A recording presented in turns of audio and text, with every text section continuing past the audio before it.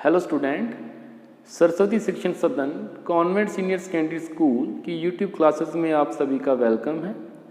Students, how are you? I hope you all are well.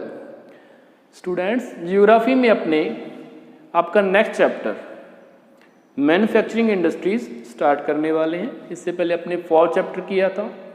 5th chapter जो है वो delete हो चुका है, उसके सिर्फ मैप आएंगे, वो आपको मैप वर्क अपने कंटिन्यूसली करवा रहे हैं।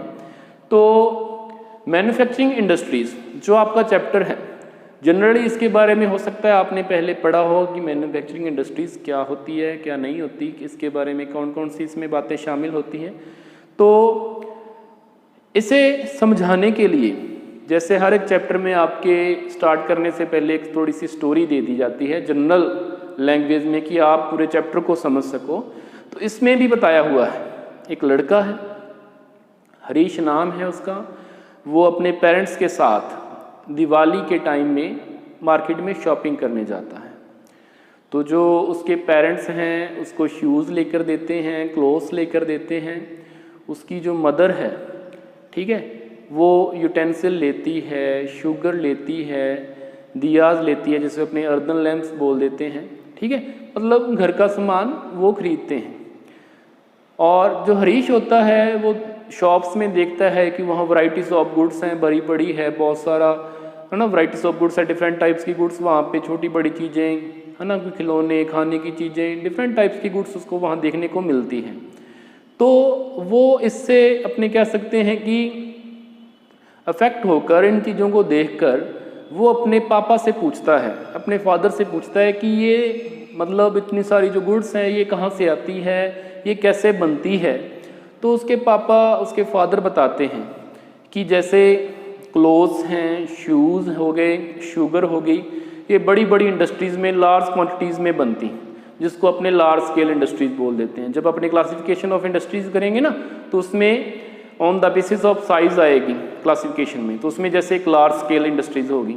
तो उसके बाद उसमें जैसे बताया हुआ है कि उसने कहा कि यूटेंसिल जो होते हैं वो जो अपने कह सकते हैं मीडियम स्केल इंडस्ट्रीज़ में बनते हैं, ठीक है।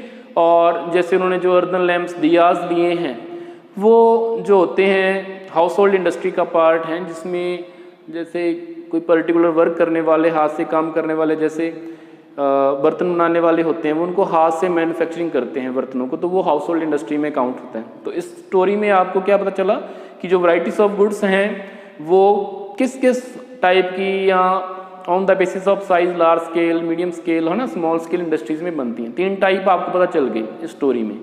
और ये जो अपने चैप्टर है वो मैन्युफैक्चरिंग का, जिसमें डिफरेंट टाइप्स की अपने जो गुड्स हैं उनकी कंस्ट्रक्शन की जाएगी, फॉर्मेशन की जाएगी या प्रोडक्शन किया जाएगा। तो ये चैप्टर जो अपने स्टार्ट करते हैं, स्टार्ट करने में सबसे फर्स्ट जो आता है इसमें मैन्युफैक्चरिंग, कि मैन्युफैक्चरिंग क्या होती है। मैन्युफैक्चरिंग जो वर्ड है, सिंपली इसका मीनिंग होता है मेक बाय हैंड, हाथ से बनाना, है ना, किसी चीज़ को हाथ से बनाना। एक तो होती है जो नेचुरली होती है, जैसे क्रॉप्स हो गई, मिनरल्स हो गए, डिफरेंट टाइप्स के। एक होता है कि अपने कोई चीज़ हाथों से कोई चीज़ बनाएं, है ना, जैसे कोई कपड़ा बुने या कोई भी, मतलब वो मैन्युफैक्चरिंग में शामिल हो जाता है। जैसे स्टार्टिंग में ऐसी था कि हाथ से चीज़ें बनती थी, जो भी सिंपल अपने यूज़ के लिए होती थी, डोमेस्टिक यूज़ के लिए होती थी।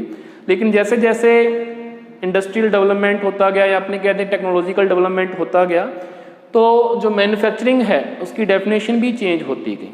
डेफिनेशन में उसके क्या आता है कि production of goods in large quantity after processing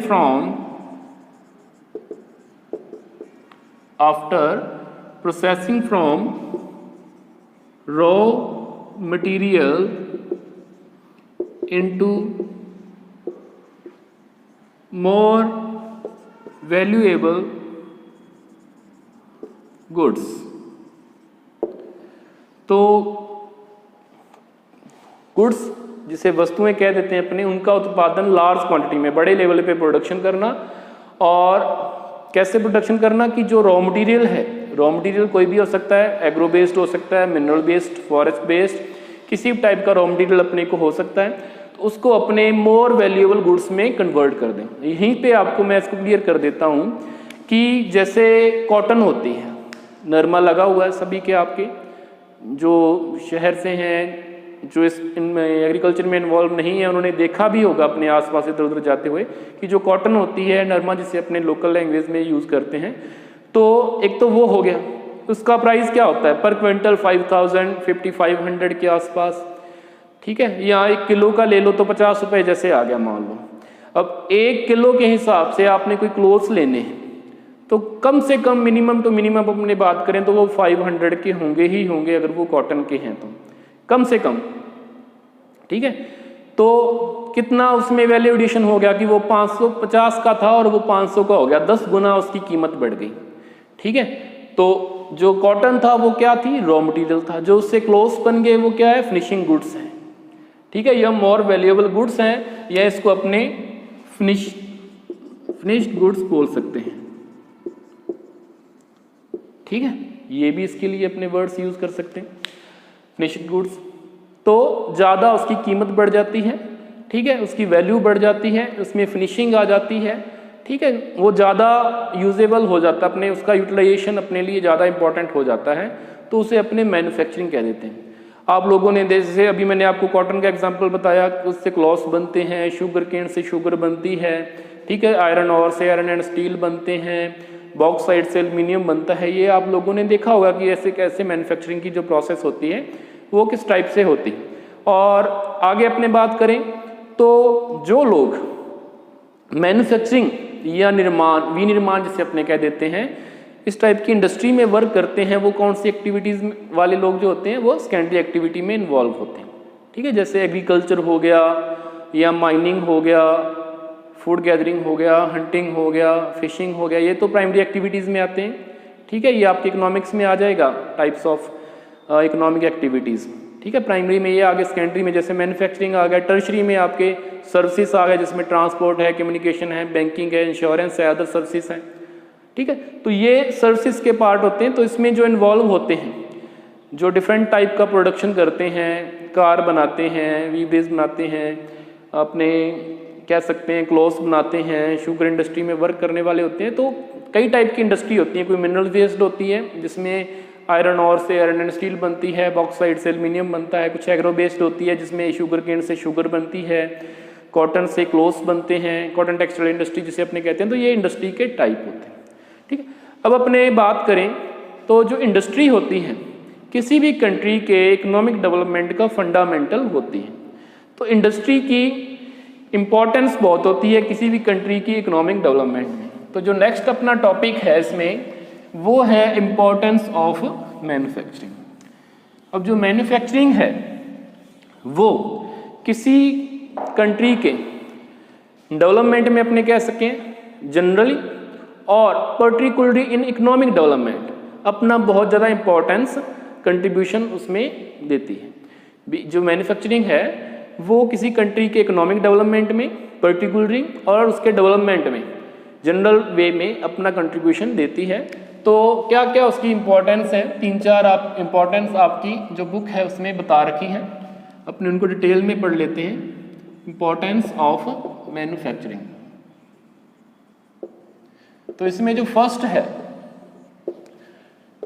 अपना जो इंडिया है, जनरली आपने जो एग्रीकल्चर चैप्टर है उसमें पढ़ा होगा कि इंडिया की लगभग 60-70% जो पॉपुलेशन है, 3/4 पार्ट जो पॉपुलेशन का है वो मोस्टली उसमें एग्रीकल्चर के ऊपर डिपेंडेंट है, ठीक है। एग्रीकल्चर करते हैं, एग्रीकल्चर एक्टिविटी में इन्वॉल्व हैं या प्राइमरी एक्टिविटी में इन्वॉल्व हैं, ठीक है। उनकी हैवी डिपेंडेंस एग्रीकल्चर के ऊपर है।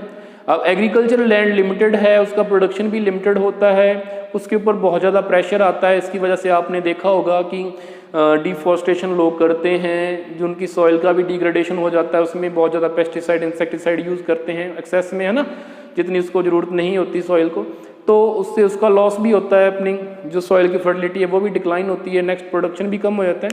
तो जो इंडस्ट्री है वो क्या करती है कि लोगों की डिपेंडेंस, हैवी डिपेंडेंस जो एग्रीकल्चर के ऊपर है उसे कम करती है। कम कैसे करती है? उनको सेकेंडरी और टर्शरी सेक्टर में एम्प्लॉयमेंट प्रोवाइड करवाकर, और इसके साथ साथ एग्रीकल्चर का मॉडर्नाइजेशन करती है।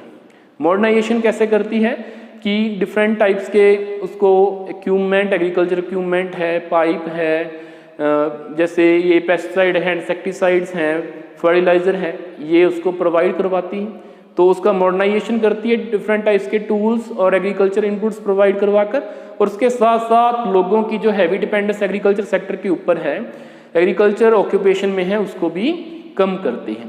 ठीक है, एक चीज़ में ध्यान रखना कि अपने पहले डिग्रेडेशन की बात की थी तो वो एक्सेस यूज़ के लिए है। ऑप्टिमम यूज़ अपने फर्टिलाइजर, इंसेक्टिसाइड और पेस्टिसाइड का कर सकते हैं। जो कौन प्रोवाइड करवाता है? इंडस्ट्री प्रोवाइड करवाती है एग्रीकल्चर को। ठीक है, तो इसमें दो आ गया कि ये प्रोवाइड जॉब एंड एम्प्लॉयमेंट, एक तो ये हो गया, और reduce heavy dependence on agriculture, और एक कह सकते हैं मॉडर्नाइजिंग एग्रीकल्चर। दो तीन बातें इस पॉइंट से आपके सामने आती हैं। सेकंड पॉइंट है eradication of unemployment and poverty. जो इंडस्ट्री है, मैन्युफैक्चरिंग इंडस्ट्री है, वो प्री कंडीशन है किसके लिए? Eradication of unemployment and poverty. जो अपने कह सकते हैं जो बेरोजगारी है, अनएम्प्लॉयमेंट है और गरीबी है, उसको अगर उन्मूलन करना है, उसको अगर इंडिया से कम करना है, हटाना है, तो उसके लिए इंडस्ट्रियल डेवलपमेंट जरूरी होना चाहिए। क्योंकि एग्रीकल्चर जो सेक्टर है उसके ऊपर बहुत ज़्यादा लोगों की डिपेंडेंस है, और वो बहुत ज़्यादा लोगों को एम्प्लॉयमेंट और प्रोवाइड नहीं करवा सकता। उसमें भी क्या होता है, इंटरमिटेंट एम्प्लॉयमेंट होती है कि साल का लगभग 9-10 महीने ऐसे होते हैं जब लोग जो अनएम्प्लॉय ही रहते हैं, साल में कोई 2-3 महीने के लिए ही काम करने के लिए उनको मिलता है।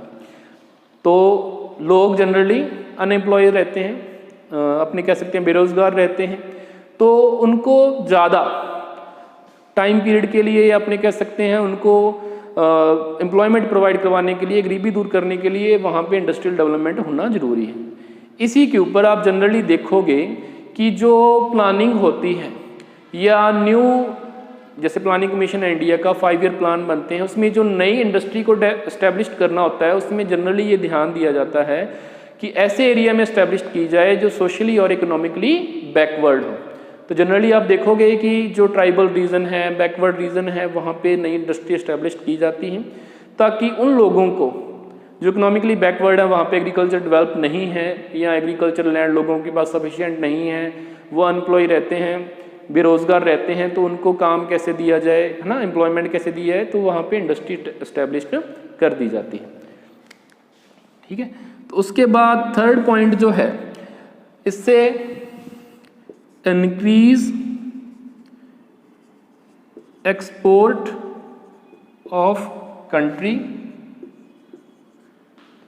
है ना,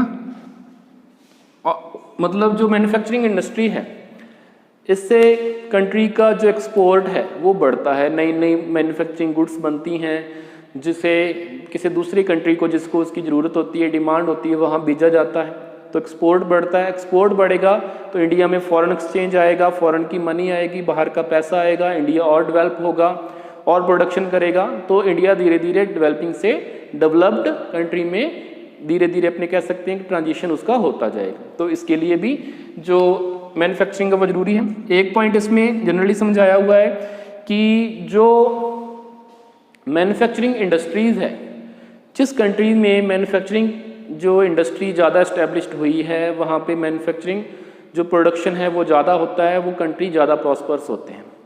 इंडिया को भी प्रॉस्पर्स होना है तो उसको एज अर्ली एज पॉसिबल, जितना भी जल्दी हो सके, जितना भी संभव हो सके, उसे ज़्यादा से ज़्यादा इंडस्ट्रियल डेवलपमेंट करना होगा ताकि इंडिया जो है वो भी प्रॉस्पर्स हो सके जैसे दूसरे डेवलप्ड कंट्रीज हुए हैं। इसके बाद एक पैराग्राफ में जनरली जो इंडस्ट्री और एग्रीकल्चर के बारे में बताया हुआ है कि वो दोनों एक दूसरे से एक्सक्लूडेड नहीं है, दोनों हाथ से हाथ मिलाकर चलते हैं। इंडस्ट्री और एग्रीकल्चर एक दूसरे के कॉम्प्लीमेंट्री हैं। कैसे कॉम्प्लीमेंट्री है कि जो जैसे अभी आपने पढ़ा कि जो एग्रीकल्चर है वो इंडस्ट्री को अपने कह सकते हैं कि जैसे cotton, jute, sugar, different types के अपने कह सकते हैं कि और प्रोडक्ट जो हैं एग्रो बेस्ड प्रोडक्ट हैं, ठीक है, जैसे ऑयल सीड्स हो गया, तो ये प्रोवाइड करवाती है, ठीक है, प्रोवाइड करवाती है जिसके ऊपर इंडस्ट्री इस्टेब्लिश्ड होती है। इंडस्ट्री क्या करती है, अगर industry agro based industry established हो जाती है तो वो डिमांड जनरेट करती हैं जिससे जो फार्मर हैं, एग्रीकल्चर फार्मर हैं, तो उनको एग्रीकल्चर को या प्रोडक्शन को बढ़ावा देने में, इंक्रीज़ करने में हेल्प होती है कि उनकी डिमांड बढ़ जाती है, उनकी वैल्यू बढ़ जाती है। यहाँ एक कॉम्प्लीमेंट्री हो गया। दूसरा कि जो इंडस्ट्री है, पहले भी पॉइंट आ चुका है, वो एग्रीकल्चर का मॉडर्नाइजेशन करती है। कैसे करती है?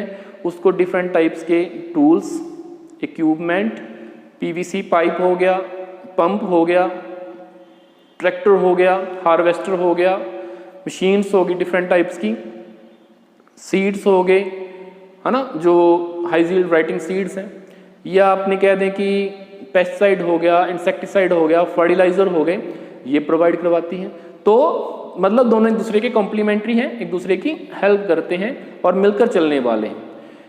इसी तरह से अपने आगे जो आपका इसमें पैराग्राफ दे रखा है, कंटिन्यूटी में बताया हुआ है कि जो इंडिया की मैन्युफैक्चरिंग इंडस्ट्री है उसमें प्रोडक्शन होता है, उसका एक्सपोर्ट होता है, लेकिन जब बात आती है कंपटीशन की, दूसरे कंट्री के साथ कम्पिटिटिव होने की, तो सिर्फ ये बात रह जाती है कि इंडिया को सिर्फ सेल्फ सफिशिएंट प्रोडक्शन ही नहीं करना कि इंडिया का मतलब जो उसे डिमांड है वो प्रोडक्शन कर लें, उसे इतना प्रोडक्शन करना है कि वो बाहर भी एक्सपोर्ट कर सके, दूसरी कंट्रीज़ को एक्सपोर्ट कर सके। बाहर एक्सपोर्ट करना है या जैसे कर रहे हैं तो इंटरनेशनल कंपटीशन में आने के लिए उसे प्रोडक्शन की जो क्वालिटी है उसे बढ़ाना है और उसकी जो अपने कह सकते हैं प्राइस है वो कम रखना है, तो इंडिया की जो प्रोडक्शन की डिमांड है वो बढ़ेगी, इंडिया को और इससे बेनिफिट होगा मैन्युफैक्चरिंग इंडस्ट्री से।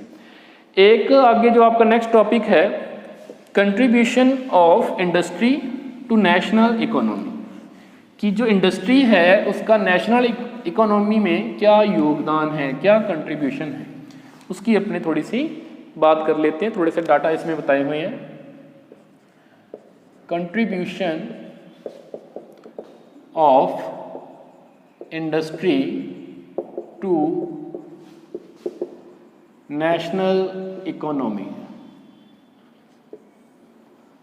ठीक है।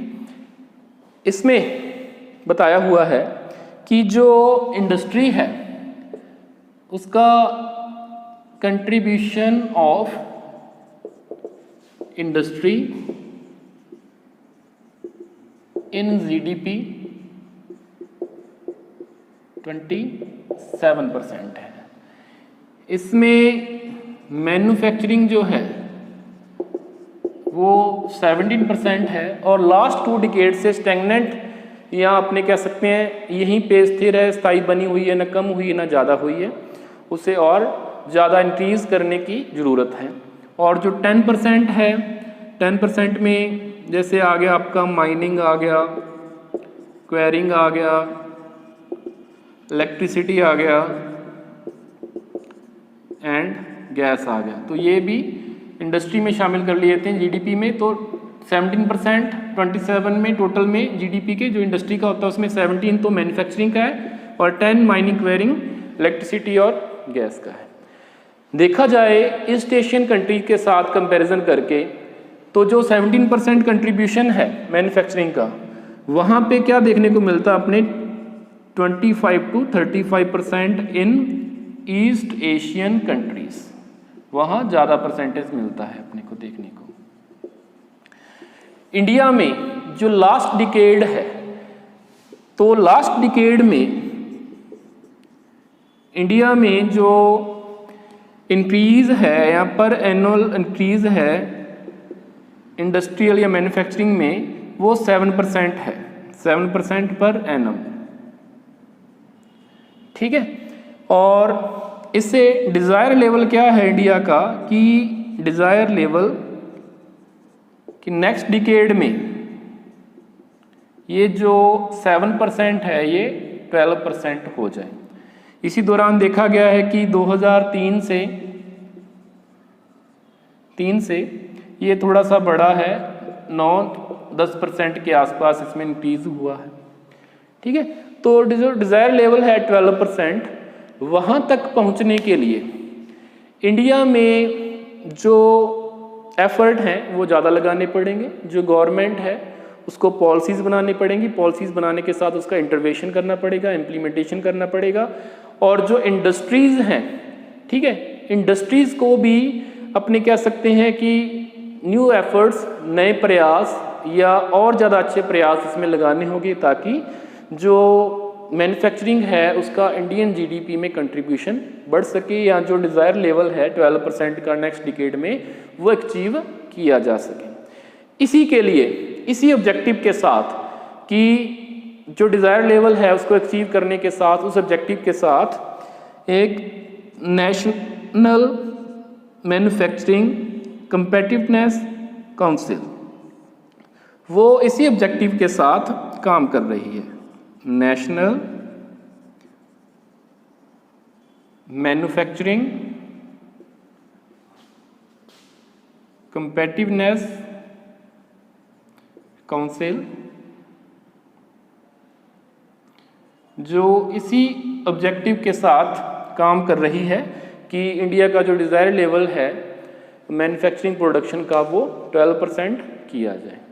ठीक है, तो ये आज आपका टॉपिक था। इससे आगे नेक्स्ट क्लास में अपने करेंगे। कुछ ना समझ में आया हो तो आप पूछ सकते हो। Thank you.